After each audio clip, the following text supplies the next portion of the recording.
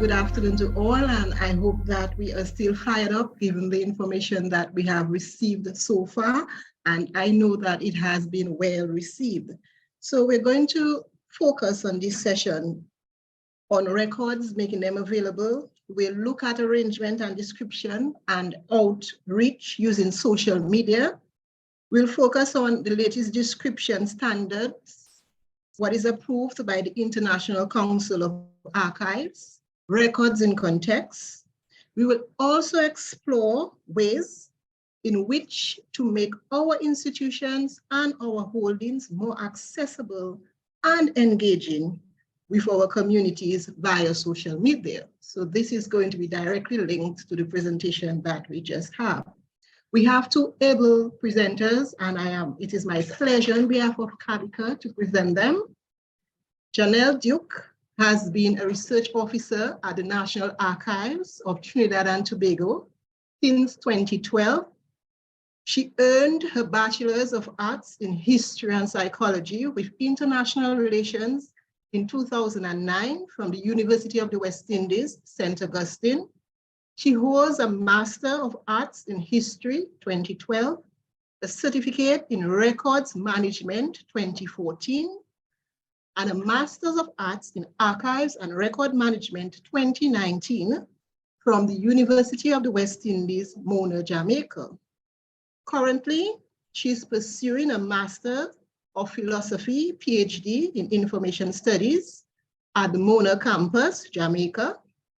She's involved in numerous service organizations, one of those being Lions Club of Port of Spain North. Her research includes the Anglican Church in the Caribbean, family, genealogies, and the history and record of the sugar industry in Trinidad and Tobago. And Janelle has also been assisting Kabika, particularly with this conference, and we are very appreciative of her effort. Our second presenter would be Norman Malcolm, who is an experienced educator with degrees in history, education, and heritage studies, and is currently a Master's of Philosophy and PhD candidate at the Department of Library and Information Studies, DLIS, at UWI Mona. He has taught history at a secondary school in Kingston, Jamaica. Additionally, Malcolm serves as an adjunct assistant lecturer in information studies in the DLIS, lecturing in research methodologies. His research interest lies in the intersection of information studies, cultural heritage, and history education. His research aims to investigate Caribbean social media use and its role in documenting memory, perpetuating social resistance, and enabling individual and collective agency. Each presenter will have 20 minutes for their presentation, after which we will take questions. Without further ado, I offer the space to Janelle. Welcome, Janelle, and thank you again.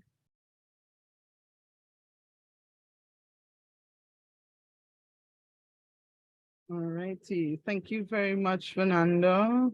Let me see if there's anything that can go wrong will go wrong. So you see my screen is doing whatever it wants. All right. Wonderful. So good afternoon to everyone. We're going to go through some records and context. And I'm sure you're seeing at the bottom of my screen a QR code. So I'll give you like 2 seconds to scan if you want to, so you could follow along with me while I'm going along. All righty, so I'm continuing. So objectives this afternoon, we're going to look at just a brief background and development of the records in context, understand the differences between RIC and our current standards, as well as some appreciation for the usage and understanding of it, as well as looking at some examples in action. So what is records in context? It is a draft standard for describing archival records, right? And this will be taking over from the standards that we know today. So it is in 4 parts right now. the introduction to archival description, the conceptual model, the ontology, and the application guidelines. So just a background on the development. In 2012, PCOM, the Program Commission of ICA, they formed EGAD, which is the expert group on archival description. So this group currently has 21 members in 14 countries. And what they were charged with doing is looking at the standards that we use today, which are the four: the ISAR-G, ISAR-CPF, ISAR-F, and the ISDIA, to see what is going on with it, as well as some of the records management standards. And I know one of my colleagues would have been talking about that earlier this morning, the infamous ISO 15489, and some of the others with records management, to see how all of these can now integrate into one superstructure. So in order to do that, they looked at what happened with the international standards that we had today.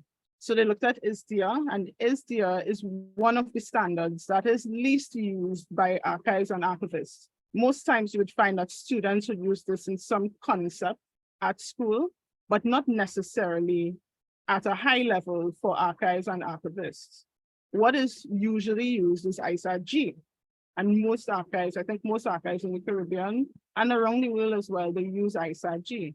And that lists the what of the record. And that now is stuck together with your corporate bodies, which is the ISAR-CPF, and then you work on your functions. But all of these things are done separately. So what they wanted to do is find some way to link the three. So the concept came up that records in context would do this kind of thing. So what you're seeing on the screen here is what records in context is supposed to look like. Now it looks a little complicated, but for archivists and for persons who actually do descriptions, you're going to see that some of these are playing back with the elements of ISAR-G and the ISAR-CPF and the ISAR-F. So here on the screen where you're seeing the pink, that is really what ISAR-G is all about. Looking at the records resource, the types of records, and everything else. What you're seeing on the other side of the screen is basically when you're making your authority record, the things that you'll be looking for, and then the functions, which will be your mandate and your activities. Now they tried to change this, well, change all of your international standards so that it could now match up with some of the other standards, as well as your library standards and museum standards, so that you will have some fluid movement through all the different plans, right? And to do that, they would have added to premise, which is the preservation metadata implementation strategies. So this new concept is supposed to translate into premise. So it means that you're going to get something more fluid if you're going to work with your IT manager or your IT team to produce something more than what you have already. So this is just an introduction to the different parts of the standard. So this could be found online at ICA's website, which is the introduction to the archival description. And this is a 15-page document that talks about the history of record keeping, what archivists do, that's the role of archivists, how we do it, when we do it, why we do it, right? So you could look at that. But what stands out is the principle of provenance. And for records in context, people are realizing, archivists are realizing, as we continue to do research on records and the science of managing records, you're seeing that there are multiple instances of provenance for a lot of records. And that records, record creation, and record keeping is something more fluid than we think it is. So it's nothing static at all. So as we move on, you have to find some way to capture this fluidity of records and the creation of the records. The ontology is just about the web stuff, basically. So if you're going to work with your IT managers to now improve on your software, so if you have Atom already or Archive Space, Archivematica, this is now the ontology that you're going to use if you're going to adopt records in context. And this by no view is us taking ISAT-G or taking anything that you've done in ISAT-G already and throwing it away, because we can't start over again. ISAT-G would have come out between 1999 and 2000. So that is 23 years of records and record creation going down the drain.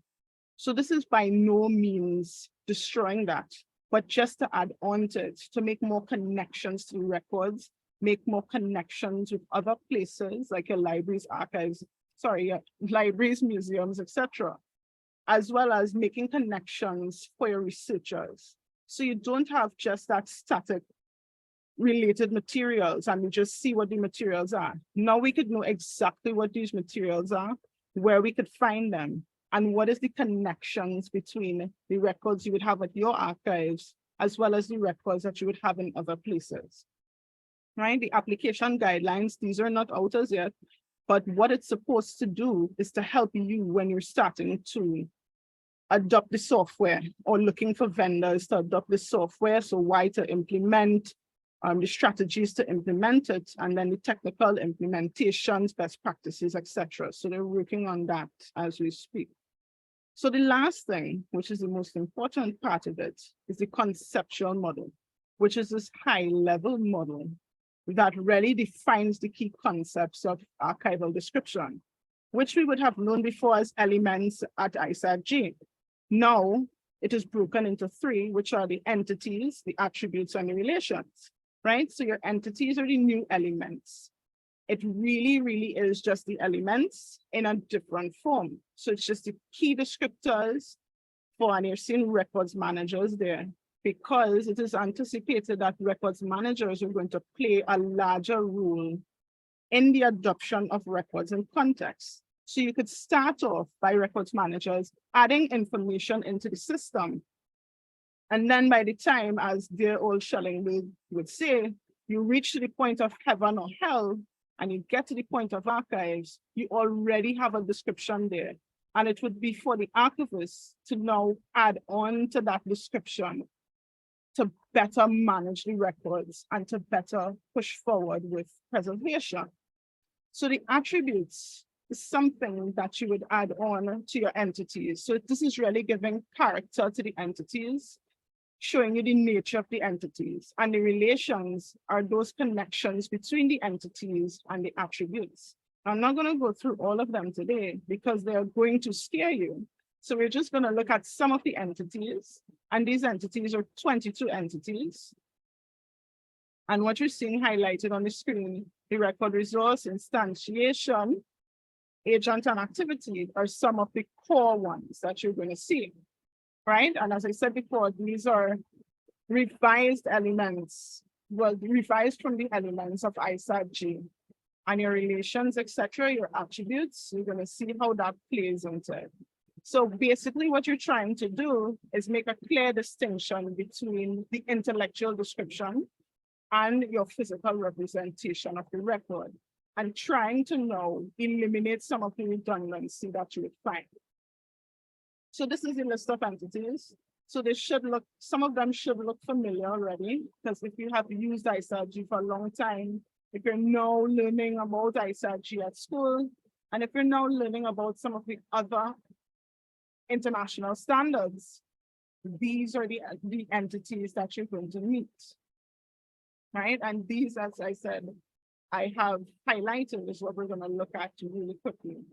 And then you have your list of attributes. You have 41 attributes, and these now would be added on to your entities. And your relations, again, just the relationships between the two. So you get even more descriptions, even more connections. So at the end of the day, your researchers are going to be so happy, and you'll be happy too, right? So this is just what the entities would look like.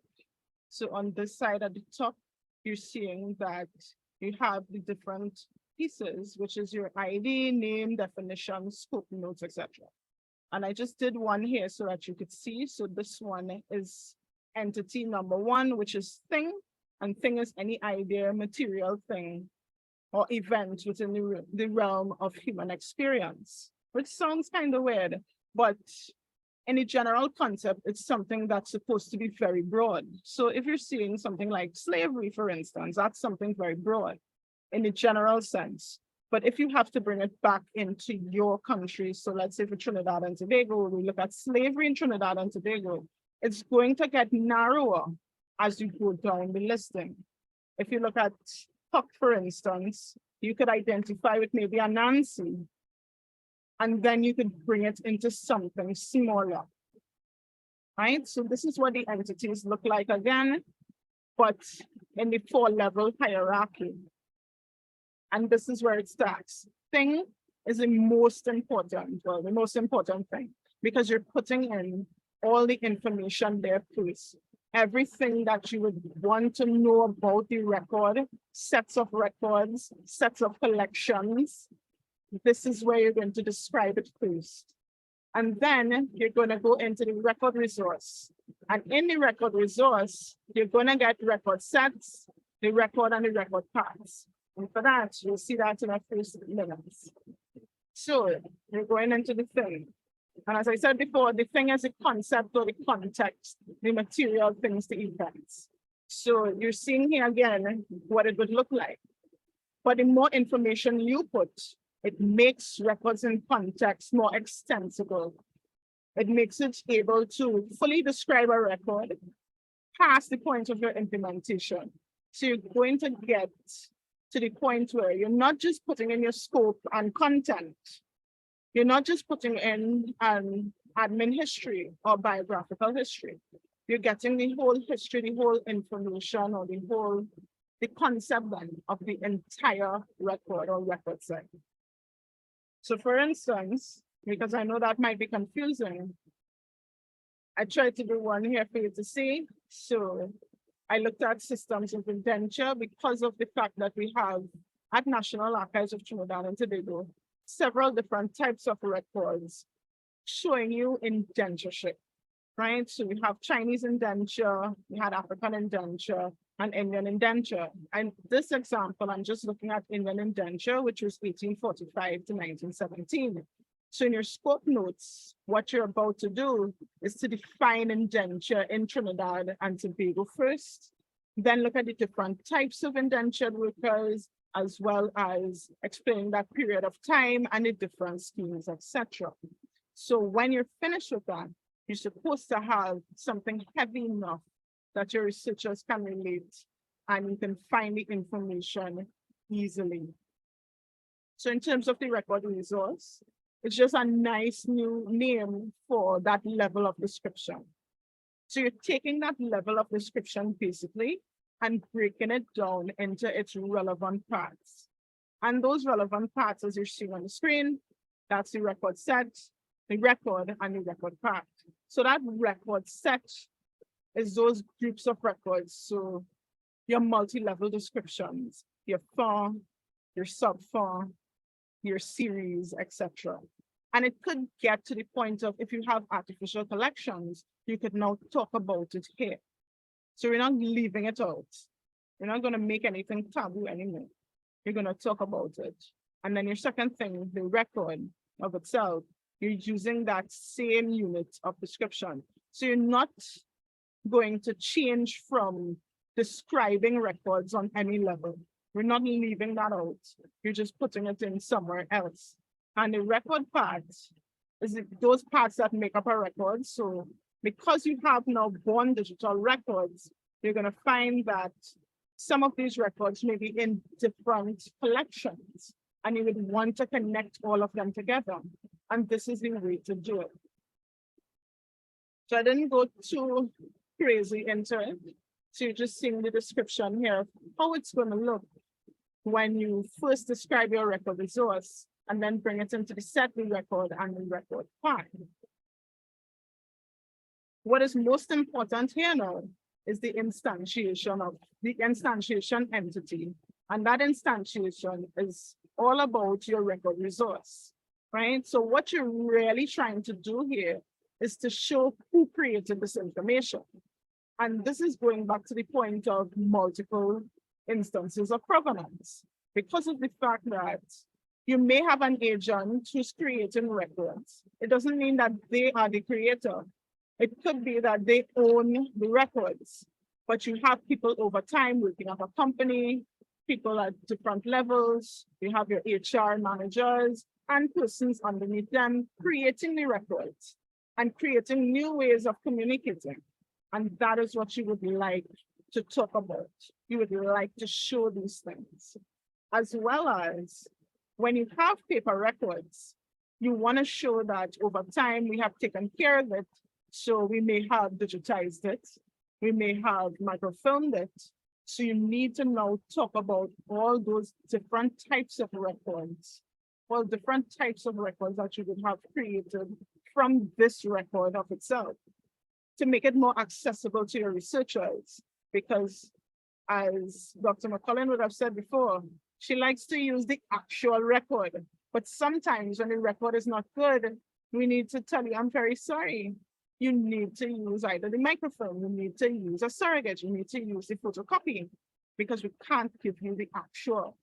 But at the very least, you would be able to have the same or similar look and feel and similar types of information.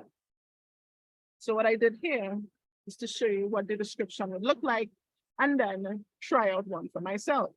So on this side, you're seeing that the instantiation, right? The instantiation here for the same general register as the Indian immigration records. I looked at General Register A, which was the first record, 1845 to 1856. I'm speeding. So you're looking at what the record has in it. So you're going to say that it's recorded information about the first Indian indentured laborers to arrive in Trinidad first. And then you look at your scope notes that I just made this up, that maybe you would have microfilmed it at your photography lab in 1995. But that is just the first thing you would have done. The next thing you would have done, which in 2014, you photocopied it, because maybe you had to do an exhibition and you didn't want to leave the original record. So you made a photocopy. Then you probably found that that was great. So the powers that be at the archives would have created another color copy so that you could have two different exhibitions going on at the same time. But in this instance, you are now accounting for all the different parts of the record or different types of records which are contained in this collection that you would not have been talking about before. So to sum up, because I didn't want to scare you any further, how does records in context measure up? So you're seeing it here for yourself, that your level of description is going back into your record resource. And I left it at the second level because all of these levels are connected, right? So for example, the agent, as you're seeing the name of the creator, the agent, you could go so crazy as to talk about if it's a person or a group of persons. So in this instance, I have here the church, so that is going to be a group. And then you can get into if it's a family or if it's a corporate body. In this instance, again, the church is a corporate body. So you're going to go to that fourth level to describe and talk about that corporate body, which is the church. Another example, number 9, which is your inclusive dates. You're looking at the dates. But that doesn't mean because you have an inclusive date of 1801 to 2018, that all the records are the same. It is never the case. So it means that records would have been created over time, yes, but maybe some records were created because these other records were created over time. So it means that you'll go into that third level to look at the single date, maybe the range of dates for particular parts of the record, as well as your date sets. And then the place, same as, you're going to get even more information and more links. And this is to, one, again, link with other records that other entities may have. So maybe libraries. So in our instance in Trinidad and Tobago, we rely heavily on each other, right? We rely heavily on the National Library, as well as West Indiana and special collections at UW St. Augustine. We all work together. So instead of doing silo work, we are now encouraged as archivists, as librarians, as information managers to come out of the silos and start working together to see the types of records we have, because if we don't have researchers, we have no one. So with that said, thank you very much.